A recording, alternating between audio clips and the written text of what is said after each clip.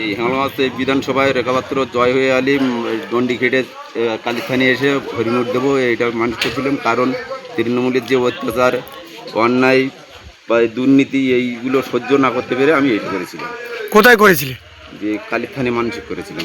কোন কালীতে? কুমারী মোড়ে। কি চাইছেন তার কাছে? তার কাছে চেয়েছি যে মা কালী যেন হচ্ছে গিয়ে রেখাপাত্র যেন জয়লাভ হয়ে আসতে পারে, আসলে আমাদের সুবিধা হবে বা গ্রামের মানুষ হচ্ছে গিয়ে চোর ডাকাতির থেকে মুক্তি পাবে, বঞ্চিত হবে। ইন্টারেস্ট ছিল, আমাদের জমি জায়গা তো কেড়ে নিয়েছে, 3 বিঘে জমি কেড়ে নিয়েছে, কোর্টের রায় মানেনি, কোর্টের রায় আছে অমান্য করে সেখানে ঘর তুলে দিয়েছে, কোর্টের রায় চালে পাতায় কারা করেছিল? তৃণমূলী পার্টিটা করে ঘর তুলে যখনই এই অত্যাচার শুরু করেছে তখনই আমি মানুষ করেছিলাম যে এই মনোজ বিধানসভায় রেখাপাত্র জয় হয়ে আলে আমি কালখানে মানসিক দেবো আর দণ্ডি কেটে আসবো। সেটা আজকে পালন করলেন? 5 কিলো বাদশা হরিমুখ দেবো, সেটা আজকেই পালন করলাম। কি নাম আপনার? নিরঞ্জন সরকার। কোথায় বাড়ি? 14 নম্বর স্যান্ডেল বিল 125 নম্বর বুথ।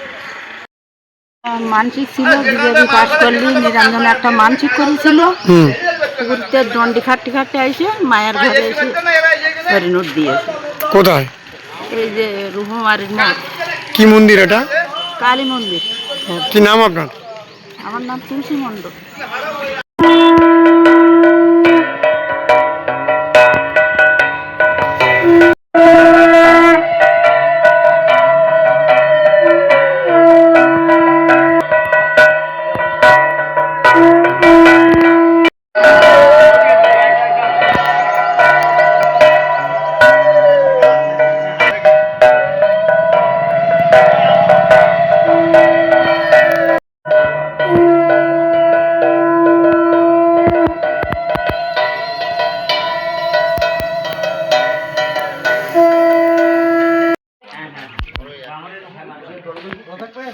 না না